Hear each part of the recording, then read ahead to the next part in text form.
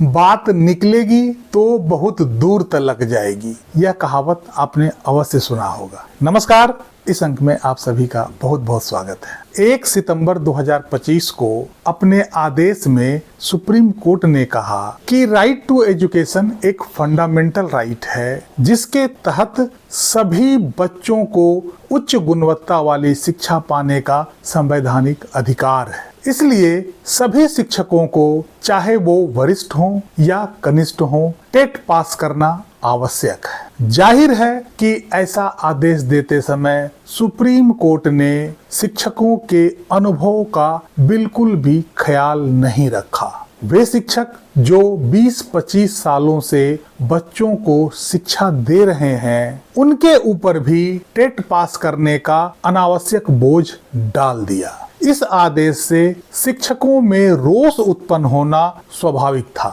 और इसको लेकर शिक्षक सड़क पर उतरकर इसका पुरजोर विरोध कर रहे हैं और शिक्षकों का यह विरोध जायज भी है। नहीं होना चाहिए, सारे विभागों के लिए होना चाहिए। मैं चाहती हूँ इसको लागू किया जाए, अच्छी तरह से लागू किया जाए। पहला व्यक्ति वो होना चाहिए जिसने ये जजमेंट दिया है, उनकी परीक्षा करवाई जाए। उसमें बदलाव करना किसी भी तरह से उचित नहीं है और न कोई सरकार आज तक कर सकती है, न उसमें बदलाव होना चाहिए। जिस प्रकार शिक्षा का अधिकार बच्चों का एक मौलिक अधिकार है, जिसके अंतर्गत सभी बच्चों को उच्च गुणवत्ता वाली शिक्षा पाने का अधिकार है, ठीक उसी प्रकार न्याय का अधिकार भी देश के सभी नागरिकों का एक मौलिक अधिकार है और इसके तहत सभी नागरिकों को उचित, निष्पक्ष और पारदर्शी न्याय पाने का अधिकार है। अनीता कुशवाहा बनाम पुष्प सुदान केस में सर्वोच्च न्यायालय के संवैधानिक पीठ ने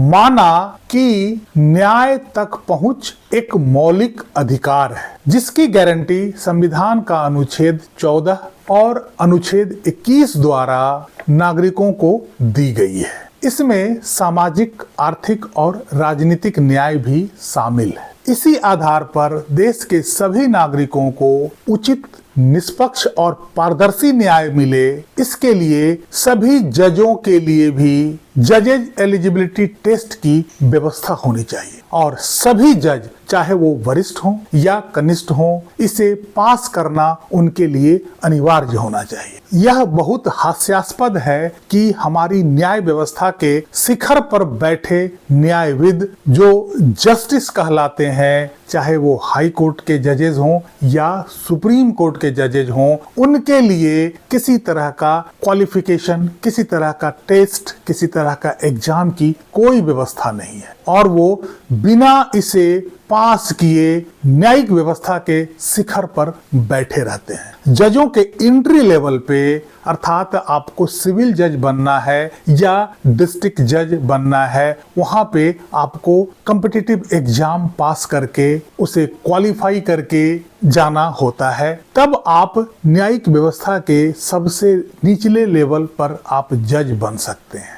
लेकिन न्यायिक व्यवस्था के जो सर्वोच्च लेवल हैं, जो उच्चतम लेवल हैं, वहां पे जज बनने के लिए आपको किसी तरह का कोई क्वालिफिकेशन की जरूरत नहीं होती है, किसी प्रकार का कोई टेस्ट की जरूरत नहीं होती है। न्यायिक व्यवस्था के शिखर पर, चाहे वो सुप्रीम कोर्ट का जज बनना हो या हाई कोर्ट का जज बनना हो, यह एक कॉलेजियम सिस्टम काम करता है, जिसमें सुप्रीम कोर्ट के 5 सीनियर जज शामिल होते हैं और उन्हें जो पसंद होते हैं उन्हीं को वो हाई कोर्ट और सुप्रीम कोर्ट के जज नियुक्त करते हैं। और यही कारण है कि हमारे जुडिशियल सिस्टम में नेपोटिज्म यानी भाई भतीजावाद खूब चलता है। न्यायिक व्यवस्था के उच्चतम स्तर पर बैठे हुए जितने भी आज जजेज हैं, उसमें से 60% जज एक दूसरे के रिलेटिव्स हैं, अर्थात कोई किसी का चाचा है, कोई किसी का मामा है, कोई किसी का पिता है, तो कोई किसी का रिश्तेदार है। और यही घालमेल हमारे यहाँ वर्षों से चलता आ रहा है। उनकी नियुक्ति के लिए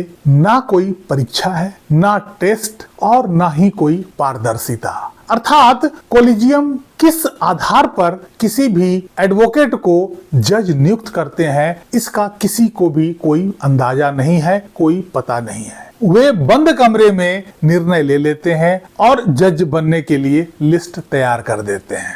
आखिर ऐसे नियुक्त जजों से हम उचित, पारदर्शी और निष्पक्ष न्याय का उम्मीद कैसे कर सकते हैं? न्यायिक व्यवस्था के उच्च शिखर पर जिन जजों की नियुक्ति होती है, आखिर उनके लिए कोई मानदंड क्यों नहीं है, कोई टेस्ट क्यों नहीं है? हम कैसे विश्वास कर सकते हैं जिस व्यक्ति को हाई कोर्ट और सुप्रीम कोर्ट का जज बनाया गया है वो हमारे लिए उचित और निष्पक्ष न्याय करे? यही कारण है कि जस्टिस जसवंत वर्मा जैसे भी लोग हमारे न्यायिक व्यवस्था के शिखर पर बैठते हैं, जिनके घर से करोड़ों रुपए जले अधजले का नोट मिलता है। यही कारण है कि जस्टिस सम्मित मुखर्जी जैसा भी व्यक्ति हमारे न्यायिक व्यवस्था के शीर्ष पर बैठते हैं, जो जापानी समोसा के शौकीन होते हैं। अर्थात वे बिल्डर को फोन करके जापानी समोसा मंगवाते हैं, और जापानी समोसा कोड वर्ड का अर्थ आप समझते हैं, दुबली पतली स्लिम ट्रिम लड़की। और उस लड़की सप्लाई करवाने के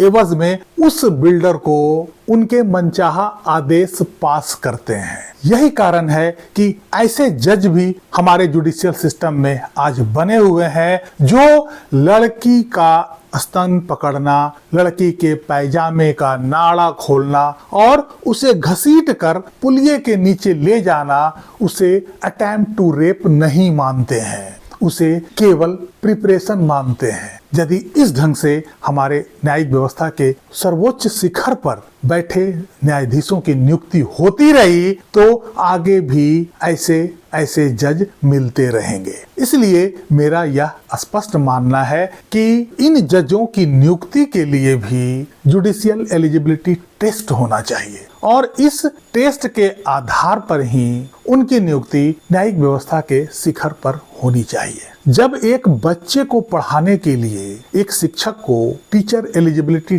टेस्ट पास करना आवश्यक है, तो जुडिशियल सिस्टम के शिखर पर बैठे ऐसे जज, जिनके निर्णय से देश के 140 करोड़ जनता प्रभावित होती हो, उन जजों की नियुक्ति के लिए क्या जुडिशियल एलिजिबिलिटी टेस्ट नहीं होना चाहिए? आप अपनी राय स्वतंत्र रूप से कमेंट बॉक्स में लिख सकते हैं। इस अंक में यहीं तक कैसी लगी जानकारी कमेंट करके जरूर बताइएगा, और अपनी राय लिखना मत भूलिएगा। वीडियो को लाइक कीजिएगा, चैनल को सब्सक्राइब कीजिएगा। मिलते हैं अगले अंक में कुछ विशेष जानकारी के साथ। तब तक के लिए जय हिंद, वंदे मातरम।